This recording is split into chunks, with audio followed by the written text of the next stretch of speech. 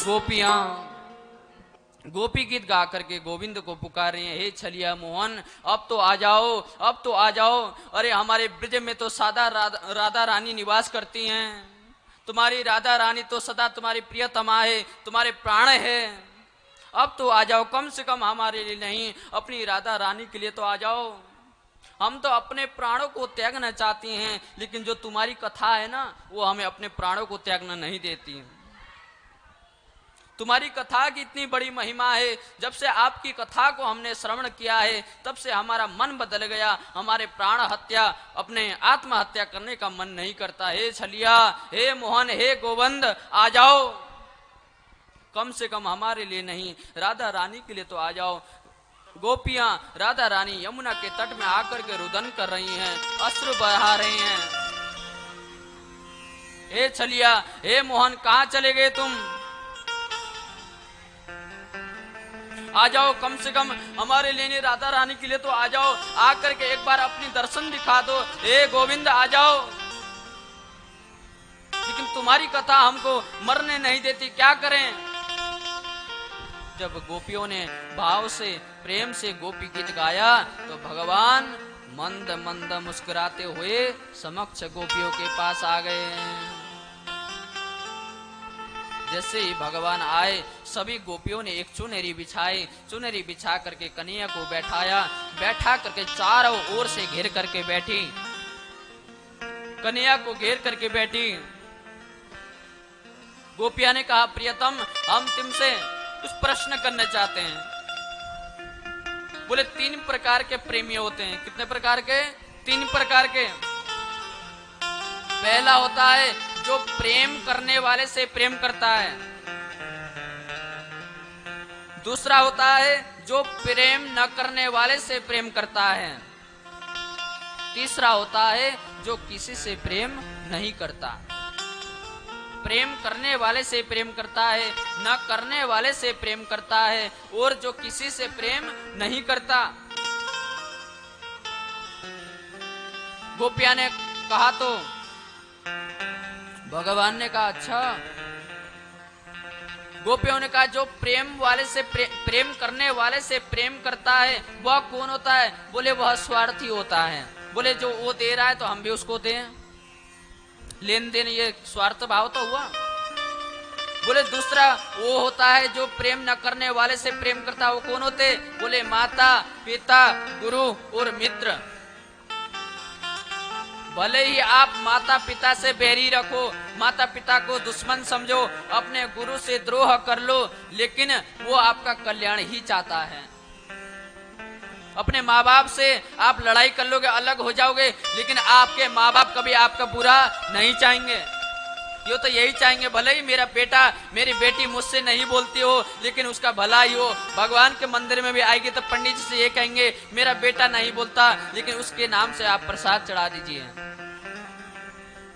आपके माँ बाप आपका भला ही चाहते हैं, भले ही आप अपने माँ बाप से वार्ता ना रखो, व्यवहार न रखो, लेकिन आपके माँ बाप कल्याण चाहते हैं। ऐसे ही गुरुदेव, जिन गुरु से आपने दीक्षा ली, ज्ञान लिया, आप भले ही आप उनसे द्रोह कर लो, दुश्मनी कर लो, लेकिन गुरु ही शिष्य का कल्याण चाहता है, वो आपका।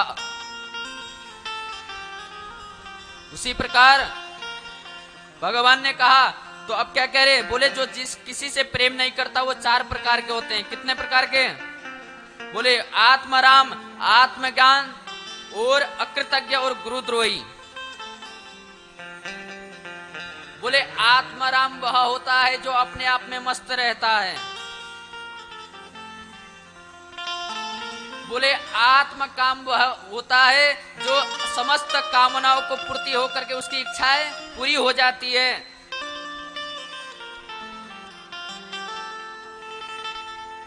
और अकृतज्ञ वह होता है सामने वाले से काम करवा लिया, अपना काम पूर्ण हो गया तो उससे मतलब छोड़ दिया।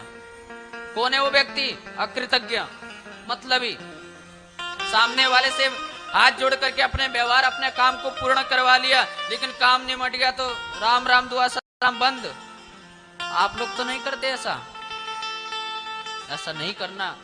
अगर आपके सामने वाला व्यक्ति आपके सहयोग में खड़ा है, आपके दुखी के समय में खड़ा है, तो आप भी उसके दुखी के समय साथ रहिए, उसके साथ दीजिए, उसका त्याग नहीं करना। उसे राम राम दुआ सलाम सदा रखिए। भले ही आपका दुश्मन हो, उसे राम राम करना बंद नहीं करना चाहिए, संबंध रखना चाहिए। पता नहीं कब कौन मनुष्य कहाँ काम आ जाए, कुछ नहीं पता।